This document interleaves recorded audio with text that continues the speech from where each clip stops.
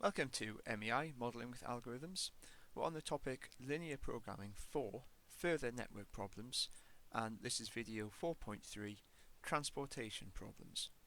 Now, if you remember with transportation problems, they're similar to allocation problems, except that we now have numbers associated with supply and demand as well. So the numbers inside the table, just like in allocation problems, indicate the cost. So, for example, the cost of supplier B supplying customer 3 with something, the cost is 2. So each item that is sent from supplier B to receiver 3 is going to cost 2, whatever the units are of the cost.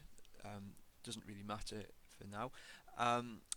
But as well as those numbers, we also have numbers here. So this 6 represents the number of items that supplier B has in stock, and this number 5 represents the number of items that the receiver requires. Now, all the items are the same thing, so it's not complicated by there being more than one type of item. So all we need to decide is how many of the items are going to be sent by supplier A to which of the 4 customers, and vice versa. Another thing to notice here is if I add up these 4 numbers, I get the same answer as if I add up these 4 numbers. So the supply equals the demand in this case. So what we want to minimize is the total cost for meeting the demand using the available supply.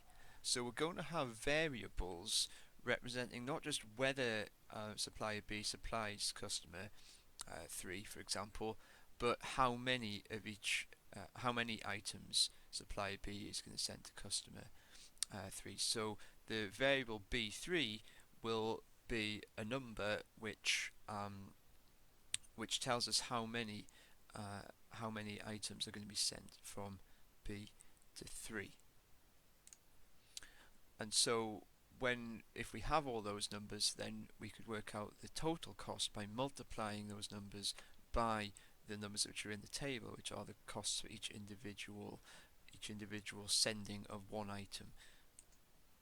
So as we've said, we'll call our variables A1, A4, B1 and so on.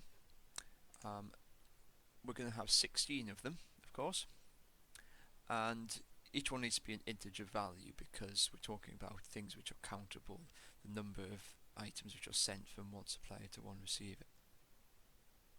So remembering that the variables themselves are going to represent the number of items which are supplied, and the numbers in the table are the cost. If we multiply those things together, that will give us the contribution towards the total cost of sending everything.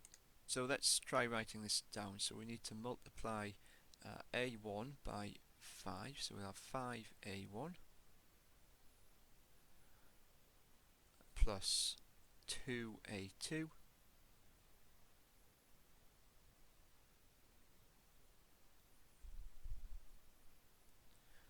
and then we'll keep going, and then we'll finish with 6D4. Now that looks exactly like it did when we were doing the allocation problem, but the difference is that the variables in the allocation problem could only be equal to 0 or 1. Now they could be higher numbers. The number is the number of items which are sent. In this case, A2 will be the number of items which are sent from A to 2. So as we mentioned before, we can see that the total supply is equal to the total demand. Where the constraints going to come in, now that can help us to write down our constraints, because we know in the end that everything that A has to supply will be supplied either to 1, 2, 3 or 4. So if we add together the amount that's sent from A to 1, A2, A3, A4, add those 4 things together, it must give a sum of 3. So one constraint we can write down is this. We can say A1, so on. So that's the sum of everything that is sent by A. We know that that must equal 3. And there'll be similar ones for the other rows. Alright, so the B1 plus B2, etc. will have to equal 6, and so on. So now if we turn our attention to the columns, so we're thinking about, for example, this column here, we've got receiver 2 who needs to receive a total of 5 items. So if we add up the variables corresponding to these 4, then that must give a total of 5. So that would be A2 plus B2, and so on. And that has to have a total, as we say, of 5. And of course there'll be another one of those for each of the other columns as well. So just to summarize that then, the thing that we need to minimize is that, and the constraints are these 8. And the variables now can take integer values. They don't just have to be binary, they can be integer. So here we can see the solution that's come out of our solver. So we can see that the total cost will be 38, and if we look down here we can see the variables which are being used, so the ones corresponding to deliveries which are actually made. So we can see a lot of these are zeros, so a lot of suppliers will not supply to certain receivers in the optimal solution. If we look at the table itself, then we can think about what the solution looks like. So of course it's potentially confusing. You have to remember the numbers which are shown are the costs. What I'm going to do is write in red the number of deliveries that are made. So we can see that for A2 there were 3 deliveries made, so I'll just write that small there.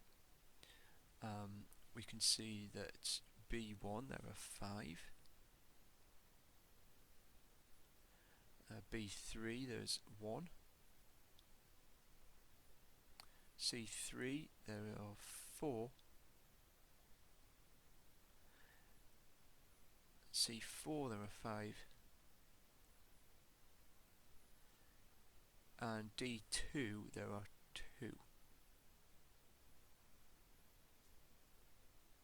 So those red numbers are representing actual deliveries that are made, numbers of deliveries that are made. And we should just check then that this makes sense. So we should find that the sum of the red numbers in each row gives us this number here. So we've got 3, yeah, they add to 6, these add to 9, these add to 2. So that seems to make sense.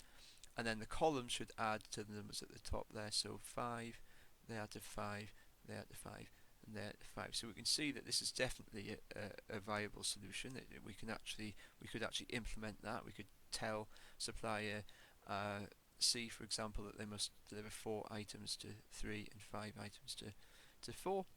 And we can trust our minimizer to have found the optimal solution there. So that cost of 38 is the lowest cost it would ever be possible to do this in. So that concludes video 4.3 and the topic of linear programming for further network problems.